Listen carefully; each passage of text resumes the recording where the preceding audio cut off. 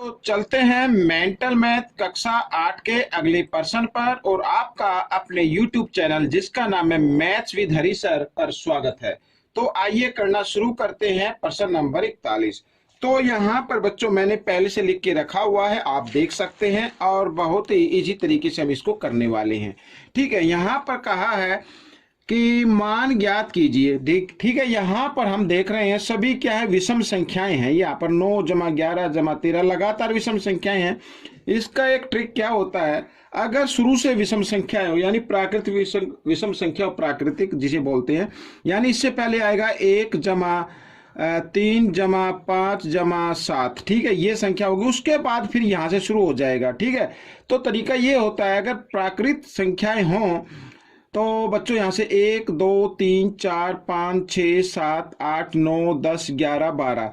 तो यहाँ पर ये जो संख्याएं हैं इनका योग ये 12 बार लिखा है तो 12 का वर्ग होगा, यानी 12 का वर्ग होता है 144। ठीक है, ये होगा। लेकिन क्योंकि यहाँ पर ये हमने लिया था अपनी तरफ से, इसमें तो नहीं दिया हुआ, तो कितनी संख्या है ये 1 2 3 4, तो 4 का वर्ग। तो यहाँ पर 4 का वर्ग हम इसमें से घटा देंगे क्योंकि ये तो हमने ली है ना, इसमें दी हुई नहीं थी। तो 4 का वर्ग होता है बच्चों 16। अगर इसमें से 16 घटा दिया जाए तो आपका उत्तर आ जाएगा। 4 में से 6 नहीं जा सकते, यहाँ से हासिल लेंगे। 14 में से 6 गए 8। ठीक है, यहाँ पे रह गया 3 में से गया 2 और 1, तो ये आपका उत्तर आ गया। इस तरीके से आपको कर लेना है। आइए अगला प्रश्न करते हैं, प्रश्न नंबर 42।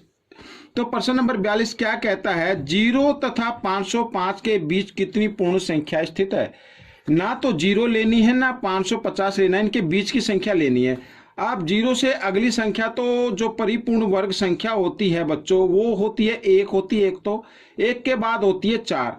और यहाँ पर जाते जाते अब ये 550 तो होती नहीं, तो 550 परिपूर्ण वर्ग संख्या नहीं है। हम क्या करेंगे, 550 का वर्गमूल निकालेंगे और देखते कितना आता है। ठीक है, भाग विधि से निकालते हैं। तो पीछे से जोड़ा बनाना है और यहाँ पर बच गया 5 परिपूर्ण वर्ग संख्या नहीं है। इससे कम परिपूर्ण वर्ग संख्या होती है 4, जो होता है 2 का वर्ग। तो 2 के वर्ग पे चलाएंगे, 2 को 2 से गुणा किया, 2 दूनी 4, इस तरीके से। ठीक है, यहाँ पर 5 में से 4 गया 1 और अगला जोड़ा नीचे उतार लिया। अब 2 का डबल कर देना 4 यहाँ पर। ठीक है, अब हमें करना क्या है, क्योंकि हमें घटाना है। ठीक है, इससे ज्यादा तो ले नहीं सकते, जमा नहीं करना, कम करना, घटाना, तो इससे कम संख्या लेनी होगी। तो हम इसको लेंगे बच्चों 3 पे लेंगे। ठीक है, 3 से तो 3 के वर्ग पे चला दीजिए। 3 का वर्ग क्या होता है, 3 तिया 9 और 3 चौक 12। ठीक है, आइए घटा लेते कितना आता है। 10 में से 9 गया 1 और यहाँ पे रह गए बच्चों 4 में से 2 गए 2। ठीक है, ये आ गया 21। अगर हम इसमें से 550 में से 21 अगर हम घटा दें, 10 में से गया 9 और 4 में से 2 गए 2 और यहाँ पर ये आ गया। ठीक है, 529 आ गया। और 529 किसका वर्ग आ रहा है बच्चों, 23 का वर्ग है। यानी 23 का अगर हम 2 बार गुणा करें तो 529 आ जाता है। तो इसके बीच कितनी पूर्ण वर्ग संख्याएं होंगी, 23 होंगी बच्चों। ठीक है, तो यहाँ पर लिख देते पूर्ण वर्ग संख्याएं। तो पूर्ण वर्ग संख्याएं बराबर 23, तो 23 संख्याएं होंगी। ठीक है, जिसका ये वर्ग बन रहा है 529 550 से कम। आइए अब हम करते हैं अगला प्रश्न, प्रश्न नंबर 43। और प्रश्न नंबर 43 भी कोई ज्यादा मुश्किल नहीं है। ठीक है, पहले 1296 का आपको क्या करना है, वर्गमूल निकालना है। तो भाग विधि से निकालिए इस तरीके से। तो यहाँ पर 3 का वर्ग पर चलेगा, क्योंकि 4 का वर्ग तो 16 होता है, जो ज्यादा होता है। 3 के वर्ग पे लेंगे, 3 तिया 9, 12 में से 9 घटा देंगे 3 और अगला जोड़ा नीचे उतारेंगे और 3 का डबल कर देना है 6। ठीक है, अब ये यहाँ पे 6 आया हुआ है, तो या तो 4 पे चलता है या 6 पे, तो 6 पे चलेगा, 6 के वर्ग पे चलेगा। तो 6 6 36, 6 6 36 3 39। ठीक है, तो ये आ गया। एक तो आ गया बच्चों, यहाँ पर हमने ये देखो डबल वर्गमूल का निशान है, तो हमने ये पहला वर्ग किया है, तो यहाँ पर ये आ गया 36। ठीक है, बटे अब 2401। तो 2401 को भी हम भाग विधि से कर लेते हैं। तो 4 का वर्ग 16 होता है, 5 का वर्ग 25 होता है, 25 तो ज्यादा हो जाएगा, तो 4 के वर्ग पे चला लेना है, 4 चौक 16।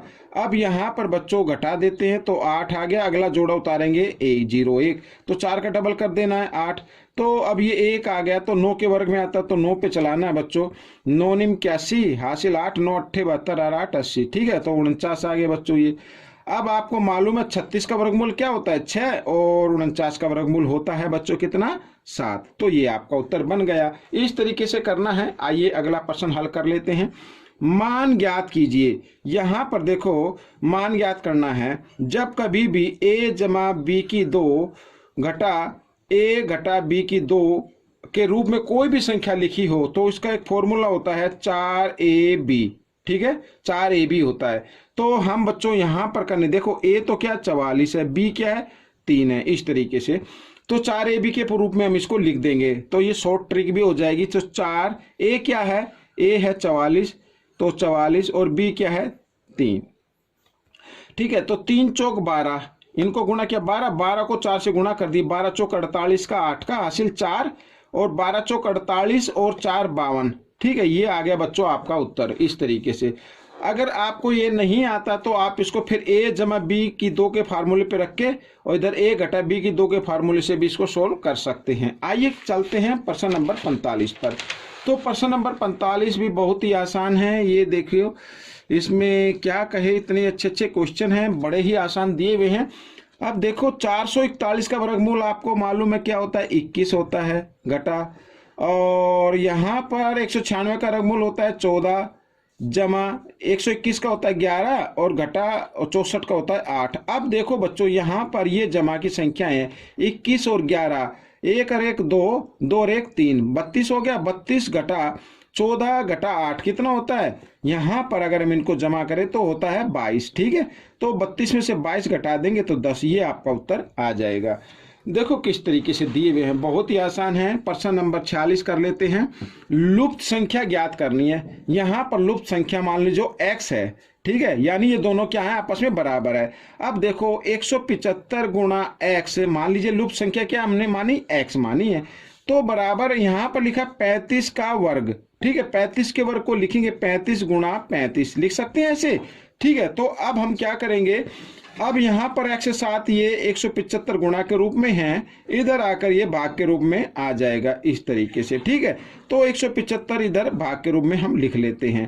अब 5 का पहाड़ा तो आपको आता होगा, 5 सत्ते 35 और 5 या 15, 2 बचे 5 पंजे 25, 35 से 35 कट गया, तो x बराबर कितना आ गया बच्चों, 7 आ गया। ये आपका उत्तर आ गया, ये लुप्त संख्या आ गई। तो अब यहाँ पर प्रश्न नंबर 47 देख लेते हैं।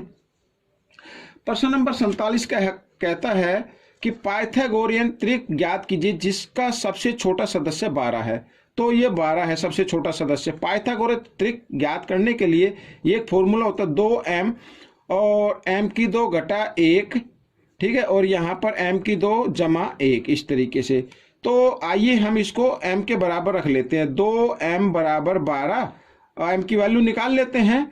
तो m बराबर 12 बटे 2, 2 से इसको भाग किया तो 6 आ गया।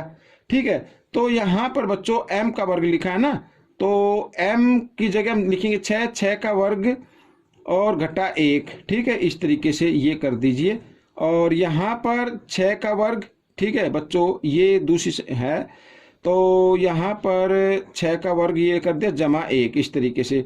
तो 6 6 36, ठीक है, 36 घटा 1 होता है 35, ठीक है, और 6 6 36 जमा 1 ये होता है 37।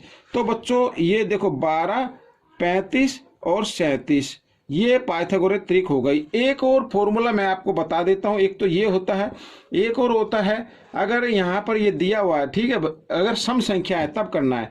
तो देखो m की 2 घटा 4 बटे 4, एक तो इस तरीके से करेंगे, और एक होगा m की 2 जमा 4 बटे 4, ऐसे। ठीक है, तो m की जगह ये मान रखना है आपको सीधा।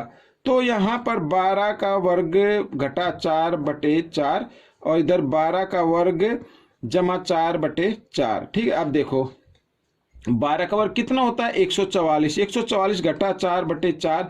अब 144 में से 4 घटा देंगे तो 140 आएगा। 140 को 4 से भाग करो, 4 एकम 4, 4 तिये 12, 2 बच गया 0 और हो गया 20, 4 पंजे 20, तो 35 आ गया। ठीक है, ये तो 35 आ गई है। और यहाँ पर 144 जमा 4 बटे 4, और 144 और 4 होता है 148 और बटे 4, 4 से भाग दे देते हैं, 4 तिये 12, 2 बच गया इधर और 8 ये 28 हो गया, 4 सत्ते 28, तो इस तरीके से 37 भी आ गया। तो इस तरीके से भी आप कर सकते हैं, और ये तो फॉर्मूला आपके मेंटल मैथ में दिया हुआ है। ठीक है, आइए करना शुरू करेंगे प्रश्न नंबर 48। तो प्रश्न नंबर 48 बच्चों देखो, x का मान ज्ञात करना है। यदि 5x, ठीक है, यहां पर लिखा 5x बराबर, अब यहां पर देखो a की 2 घटा b की 2 का फॉर्मूला आपको लगाना है। क्या होता है? a जमा b यानी 49 जमा 44 और a घटा b यानी कि 49 घटा 44, ऐसे यही तो होता है। अब देखो x का मान निकालना है ना, तो यहाँ पर 9 और 4 कितना होता है? 13, और इनको जमा कर लेते हैं। 4 और 4 8 1 9, गुना का निशान, और 49 में 44 गए 5, 5 इधर गुणा में इधर आकर ये भाग में आएगा, 5 से 5 कट गया तो 93 आपका उत्तर आ गया। ठीक है, अब प्रश्न नंबर 49 कर लेते हैं, बहुत ही आसान है ये भी। प्रश्न नंबर 49 में देखो x का मान ज्ञात करना है। ठीक है, x का मान ये x के बराबर है। अब यहाँ पर देखो सभी में 2 अंक के बाद दशमलव है, पीछे से 2 अंक के बाद दशमलव है, यहाँ पर देख रहे हैं ना, तो इनको सबको जमा कर लो। 14 और 11 होता है बच्चों 25, मान लो दशमलव नहीं है, हम कर रहे हैं जमा। 14 और 11 25, ठीक है, और 25 और 7 32 और 3 35 1 36, तो हम इसको लिख सकते हैं 0.36 वर्गमूल। ठीक है, लिख सकते हैं ऐसे। और यहाँ पर वर्गमूल 36/100 लिख सकते हैं ना सर भाई, दशमलव के लिए 1, दशमलव के बाद 2 अंक तो 2 जीरो। अब 36 का वर्गमूल तो होता है 6 और 100 का वर्गमूल होता है 10, यानी कि हम इसको लिख सकते हैं 0.6, क्योंकि एक जीरो है तो पीछे से 1 अंक के बाद दशमलव लगा दिया, तो ये आपका उत्तर निकल गया। बहुत ही आसान है। आइए इस भाग का आखिरी प्रश्न कर लेते हैं। और आखिरी प्रश्न क्या कहता है? x का मान ज्ञात करना है बच्चों यहाँ पर। ठीक है, x का मान ज्ञात करना है। यहाँ भी देखो a जमा b और a घटा b की फॉर्म में संख्या लिखी हुई है, तो ये बराबर होगा a की 2, ये बराबर किसके होता है? a की 2 घटा b की 2, तो a क्या है इसमें? 9 है, तो 9 की 2 घटा b की 2 यानी 4 वर्गमूल 5 की 2, इस तरीके से। ठीक है, अब बराबर यहाँ पर 9 का वर्ग होता है 81 घटा 4 को 2 बार गुणा करेंगे 16, ठीक है 16, और वर्गमूल 5 को 2 बार गुणा करेंगे तो 5 आ जाएगा। तो x बराबर 81 घटा 16 पंजे 80 80 और बराबर 1, तो 81 में से 80 गए 1 आ गया, तो x का मान कितना आ गया? 1 आ गया। तो बच्चों ये भाग आपका पूरा हो गया है। आपको ये भाग कैसा लगा मुझे जरूर बताएं, और इसमें से सीखकर दूसरों को जरूर सिखाना। मिलेंगे अगले भाग पर, तब तक आप इस भाग को देखते रहिए। वीडियो अच्छे लगे तो दूसरों को जरूर बताएं, लाइक जरूर करना।